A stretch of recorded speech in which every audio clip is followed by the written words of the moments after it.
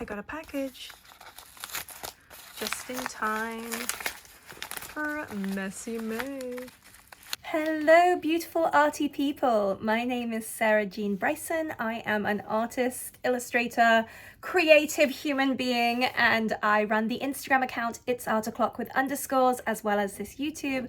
I haven't done a challenge on YouTube for a while, so I thought, why not do it now? What is happening? It is May, which means Messy May has arrived, and I'm super excited about this. Now, this is not my challenge, as in I didn't start it or run it or anything like that. It's by Get Messy Art, and they have the Get Messy Art journal, and they had one specifically made for this year's challenge. I bought it. I had to try it. I'm obsessed. I love the covering already, by the way. So I'm not affiliated officially with them, but I thought, you know what, I'm going to do this challenge.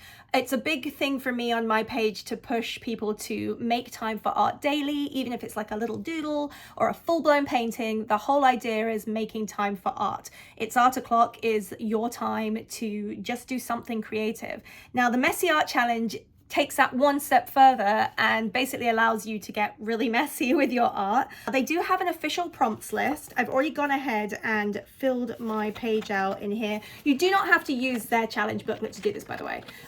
It just helps because it has a space for the prompts list. It has the challenge rules, which I will read to you. Show up imperfectly for 31-ish days. Ish days is like fabulous. I love that because so many people will start a challenge, a month-long challenge, and get stuck halfway through because it's exhausting. And I feel you and I get it, and it's okay. So if you only do like one of these prompts, you still count. 2, embrace the messy middle. 3, remember more than 0 is enough. That is such a big one because, like I said, if you get overwhelmed or you don't feel like you can keep up, or you do like 1 or 2 prompts and then you're like, I'm over this, that's okay. You did something. I do a daily creative practice, so I'm going to be doing this for my daily creative practice throughout May. We'll see what it inspires. Now, what I want to start by saying is when you see a prompts list made for you that you haven't created yourself, a lot of people get really intimidated by it. It's because there's words that you maybe don't know or you wouldn't have thought to use or don't inspire anything. So there's many times where I will look at a prompt list. Inktober is an example of one that I start and often don't finish because sometimes I just get really overwhelmed because it's not what I wanted to paint that day or draw, etc. This month I'm being really loose with the interpretations of the words because I want to just make sure that I do it every day.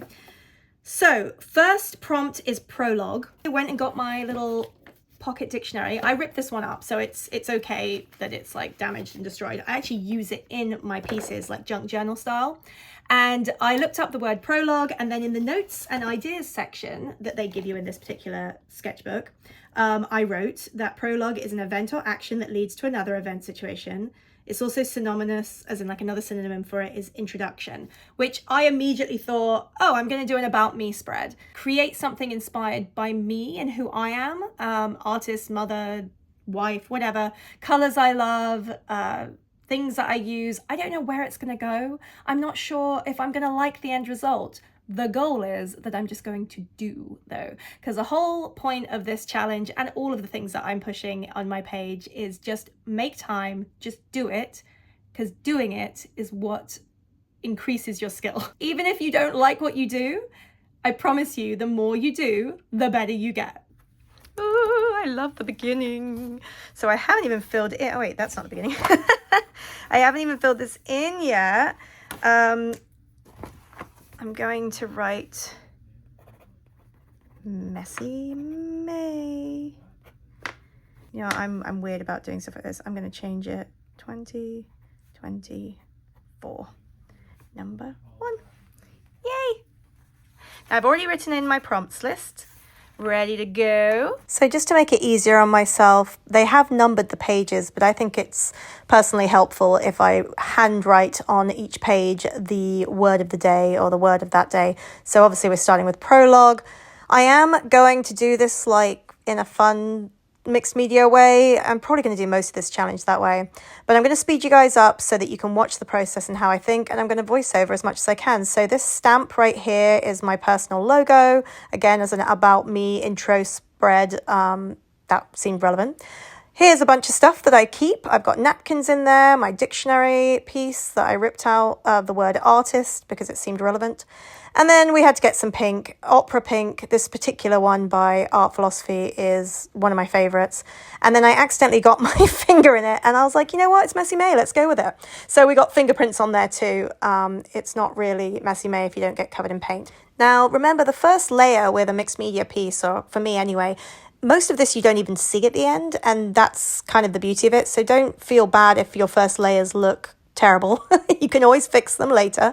But also just getting creative, getting color on the page. It's just, I prefer seeing a bunch of color on the page than a blank white page. I think people get very intimidated by a blank white page.